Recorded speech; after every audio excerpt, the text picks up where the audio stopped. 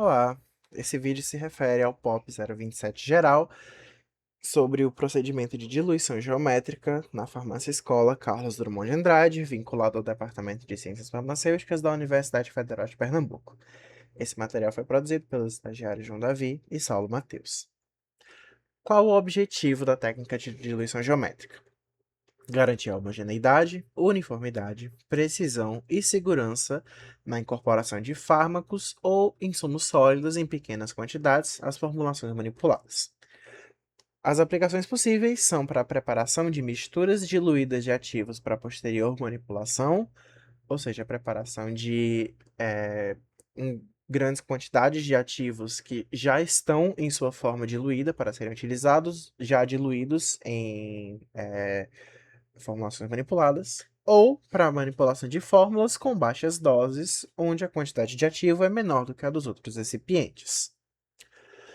Para fazer a técnica de diluição geométrica, serão necessários uma balança analítica ou semi-analítica, utensílios de pesagem, grau e pichilo, EPIs e a ordem ou tabela de diluição geométrica. Bem, em relação ao procedimento, especificamente para o preparo diluído para a posterior manipulação, que é você preparar um ativo já diluído para utilizar ele já diluído. Aqui a gente tem uma simulação de uma tabela de diluição geométrica para uma diluição que a gente chama de 1 para 100, ou seja, a gente vai usar 1 grama de ativo para 99 gramas de diluente. O procedimento de diluição geométrica ele é simples e ele segue uma ordem lógica, onde para cada grama de ativo ou da mistura de ativo e diluente, você vai utilizar uma quantidade igual de diluente e homogeneizar com o pichilo, até que você não tenha mais diluente para colocar. Ou seja, a gente tem, no primeiro passo, nós temos 1 grama de ativo. Nesse 1 grama de ativo, a gente vai colocar 1 grama de diluente dentro de 1 grau, homogeneizar com um pichilo e vai totalizar 2 gramas de mistura de ativo e diluente. Nesses 2 gramas de mistura de ativo e diluente, a gente vai colocar 2 gramas de diluente, homogeneizar com o pichilo, para um total de 4 gramas.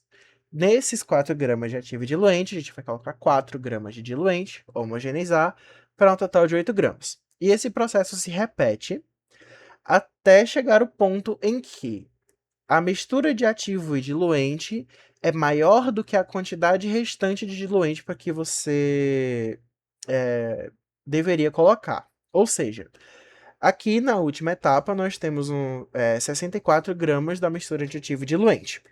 Para seguir a lógica, a gente deveria colocar 64 gramas de diluente.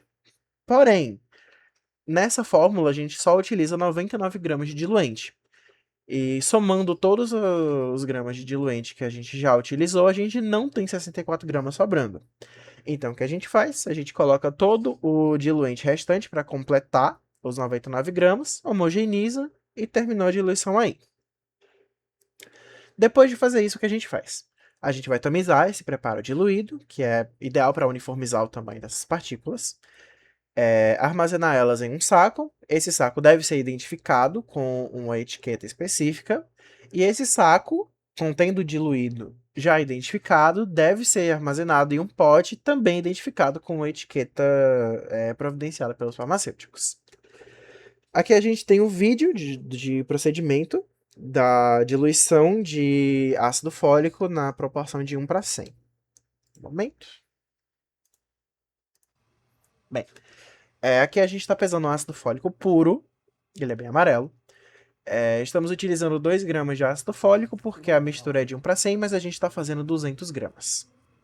Aí está a tabela de diluição geométrica, que é fornecida em todos os pedidos ou ordens que vão utilizar esse procedimento. Nessa formulação, a gente vai utilizar o Dilufecta, que é o diluente próprio da farmácia escola, como diluente.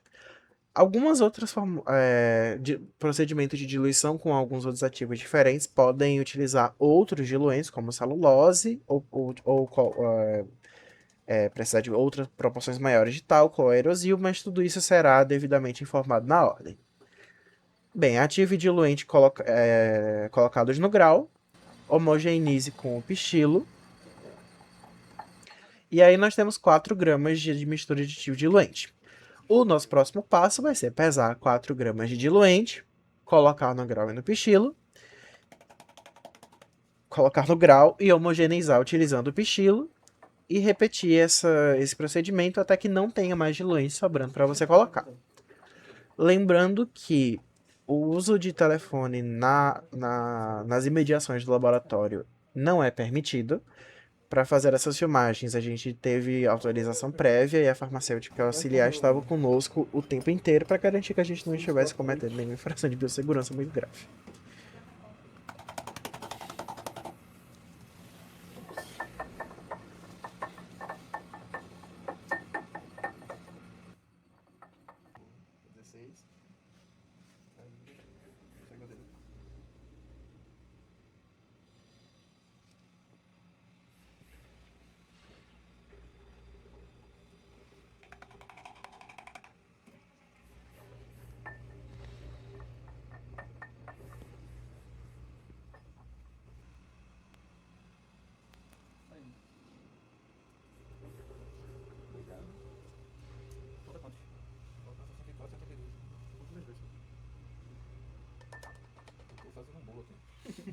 Tá fazendo bolo de...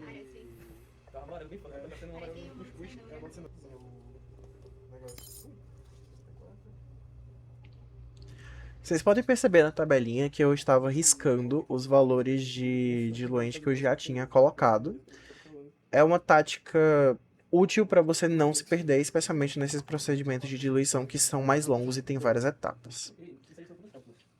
Não é pra fazer nenhum. Não é pra fazer pedido, não. É pra fazer tipo de...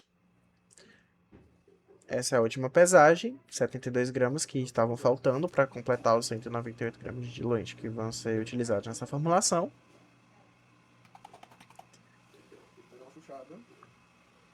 Depois de homogeneizar todo esse pó, a gente vai passar por um tamiz, que é esse objeto, que é uma maré de ferro que parece uma peneirinha, para garantir a uniformidade do tamanho das partículas. Depois de devidamente tamizado, a gente vai colocar num saco, identificado com uma etiqueta, que vai ser guardado num pote, devidamente identificado com a etiqueta. Bem, em relação ao preparo de ativos diluídos para manipulação posterior, é isso. Mas também existe uma outra possibilidade, que é de você precisar fazer uma diluição geométrica diretamente para manipulação de alguma fórmula. Aqui a gente tem um exemplo de um pedido com 120 cápsulas de vitamina D3. Nota-se que essa vitamina D3 ela já é um produto diluído. Nas ordens vocês vão encontrar essas toda vez que vocês encontrarem essa proporção aqui numa ordem, significa que é um produto que foi aí diluído previamente. E nessa formulação a gente vai utilizar 1,56 gramas de vitamina D3 e 21 gramas de dilofecta. A diferença de quantidade é muito grande. Se a gente não fizer uma diluição geométrica nesse pedido aqui, a gente não pode garantir que todas as cápsulas vão ter a dose de 5.000 e que o produto precisa ter. Então a gente vai fazer uma diluição exatamente daquele mesmo jeito, seguindo a ordem dessa tabela, colocando num grau e num pichilo e homogeneizando até você terminar a ordem. Em relação ao procedimento, é interessante que sempre você conferir a identificação e a concentração do ativo que vai ser diluído, porque muitos dos ativos que precisam passar por diluição geométrica são ativos que já foram diluídos posteriormente. Por exemplo, a vitamina D3 é um ativo que pode ser encontrado na diluição tanto de 1 para 100 quanto de 1 para 1000, então é muito importante prestar atenção nesse tipo de informação para você não acabar se confundindo e pegando o ativo com a concentração errada. Incorporar o diluído ao diluente ou a outro ativo presente na fórmula, seguindo a ordem presente na tabela. Por que o outro ativo? Porque nessa formulação aqui a gente está utilizando dilufecta, que é um diluente. Mas existe a possibilidade de você precisar fazer uma diluição de um ativo em baixa quantidade em outro ativo em maior quantidade. Um exemplo que aparece com alguma frequência é você ter formulações que utilizam vitamina D3 e carbonato de cálcio. que não é um diluente. Carbonato de cálcio é um ativo, que aparece em alta quantidade muitas vezes. Então você pode precisar fazer a diluição da vitamina D3 no carbonato de cálcio. É importante você estar atento a essa informação para você não acabar indo de piloto automático e fazendo com Dilufecta, sendo que não era para você fazer com Dilufecta, era para fazer com o carbonato de cálcio ou com algum outro ativo. Nesse caso de manipulação, de você fazer a diluição geométrica para uma manipulação diretamente utilizada em fórmula, não é necessário tamizar o pó. Você pode só do grau diretamente para o tabuleiro e prosseguir a manipulação de rotina. Bem, obrigado pela atenção. Lembrando sempre, qualquer dúvida, fale com os estagiários mais experientes ou com os farmacêuticos responsáveis. Sempre é melhor você tirar a dúvida do que você arriscar fazer algo errado. Muito obrigado.